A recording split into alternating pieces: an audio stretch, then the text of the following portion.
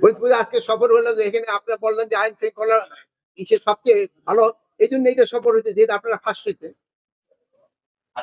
Sir আমার একটা প্রশ্ন আছে স্যার, আমার একটা বলে স্যার 1331টি অস্ত্র এখন উদ্ধার হয়নি, 5763টি অস্ত্র লুণ্ঠন করা হয় সেই মুহূর্তে তো স্যার সেখানে সংখ্যা না, এখানে কোন ধরনের সংখ্যা নাই। এইবার মতো যে পরিমাণ আইন শৃঙ্খলার বাহিনী নিয়োগ করা হয়েছে কোন ইতিহাসে আপনারা দেখাইতে পারবেন আইন শৃঙ্খলা বাহিনীর কর্মী। আরেকটা আপনারা যেহেতু আপনারা অনেক বয়স্ক সাংবাদিক আছেন, আপনারা আগে নির্বাচন করে দেখেন, অন্যান্য নির্বাচন করতে এরকম সহিংসতা হতো, এবার কিন্তু ওইরকম আল্লাহ দিলে এখন পর্যন্ত হয় নাই। আমরা আশা করবো যে সামনে হবে না। আপনাদের সবারই এই জন্য চেষ্টা করতে হবে এবং দোয়া করতে হবে।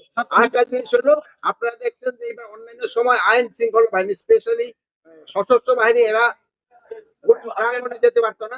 এবার আমাদের সিনিয়র সচিব কিন্তু ওটার একটা ভালো ব্যবস্থা করে দিচ্ছে, প্রতিটা ভোট প্রাঙ্গণে তারা যেতে পারে। যদি কোন রকমের সমস্যা হয় সেদিন দেখবেন যে কি ধরনের ব্যবস্থা নেয়, ওই ধরনের প্রস্তুতি গুলি নিয়ে কিন্তু এখানে আলাপ করে। সবকিছু তো ডিসক্লোজ করে দেওয়া যাবে না, কিছু কিছু তো আগে থাকতে হবে।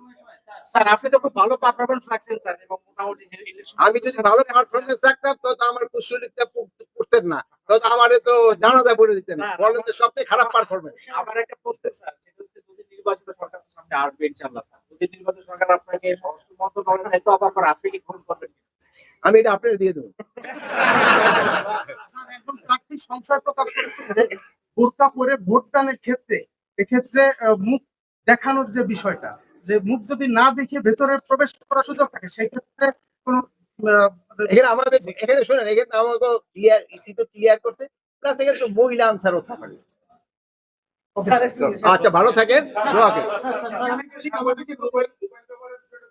স্যার আমি একটু জানতে চাচ্ছিলাম এটা ক্ষেত্রে আপনাদের মোবাইল ব্যবহার সম্বন্ধে ইলেকশন কমিশন কিন্তু আপনাদের ক্লিয়ার করে দিচ্ছে। আচ্ছা, ভালো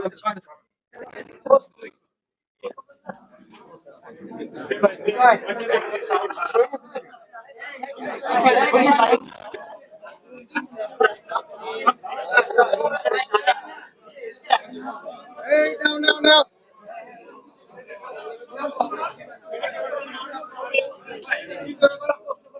প্রশ্ন সাধারণ প্রশ্ন তুলে নাই, একদম একটা ফাঁস করে